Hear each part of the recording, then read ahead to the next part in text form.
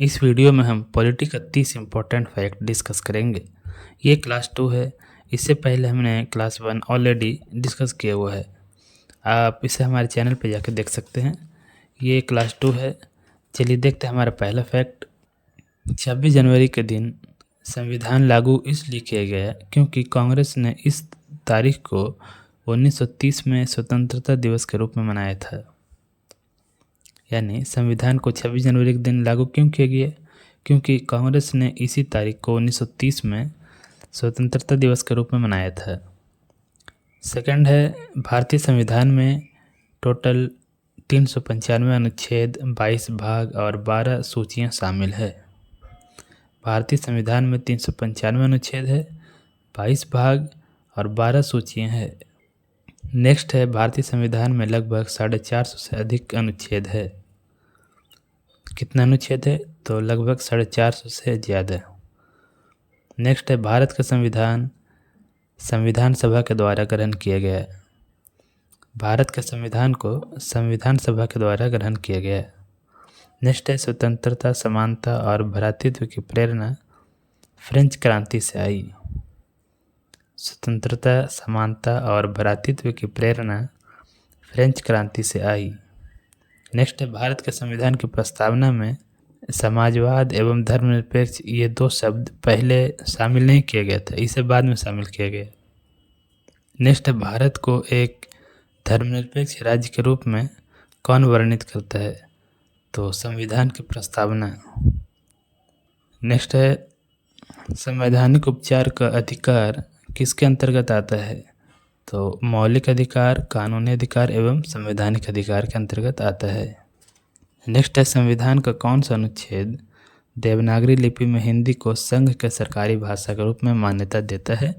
तो अनुच्छेद 343।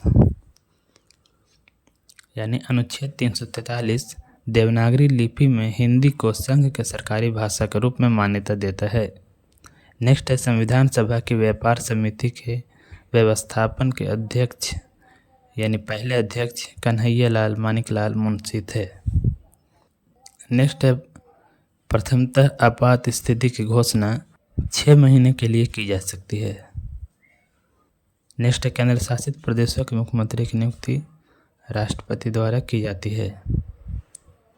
केंद्र शासित प्रदेशों के मुख्यमंत्री की नियुक्ति राष्ट्रपति द्वारा की जाती है।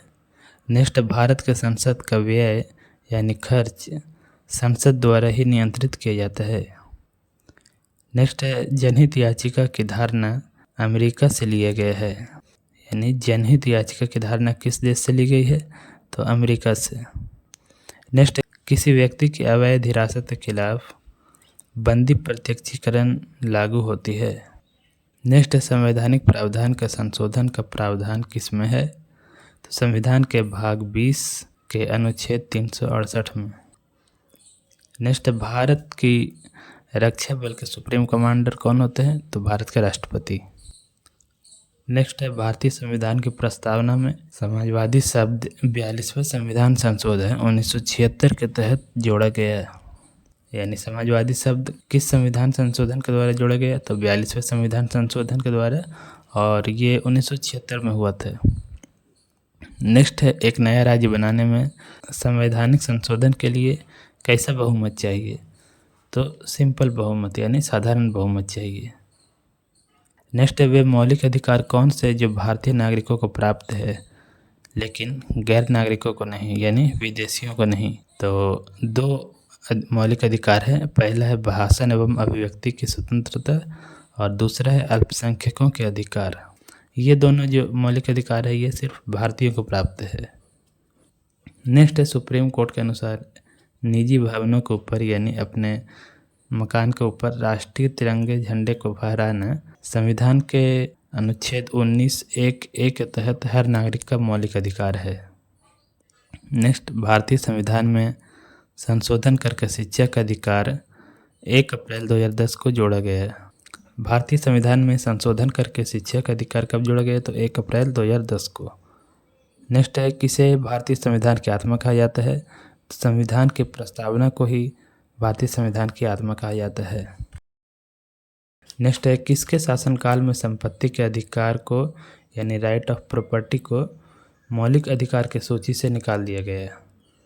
तो ये हुआ था मोरारजी देसाई के शासनकाल में, और ये 44वें संविधान संशोधन 1968 में किया गया था। पहले संपत्ति का अधिकार मौलिक अधिकार था, लेकिन 44वें संविधान संशोधन 1968 के दौरान इसे मौलिक अधिकार की सूची से निकालकर कानूनी सूची में डाल दिया गया। नेक्स्ट, मौलिक अधिकार की मूल सूची में किसे जोड़ा गया है? तो धार्मिक स्वतंत्रता का अधिकार को जोड़ा गया है। नेक्स्ट, भारत के संविधान में मौलिक कर्तव्य किस संविधान संशोधन के द्वारा जोड़ा गया है? तो 42वें संविधान संशोधन के द्वारा। नेक्स्ट, भारत के राष्ट्रपति अपनी शक्तियों का प्रयोग सीधे या अपने अधीनस्थ अधिकारियों के द्वारा करते हैं। नेक्स्ट, भारत के संविधान के अनुच्छेद 53 में ये उल्लेख है कि संघ की कार्यकारी शक्ति राष्ट्रपति में निहित होगी।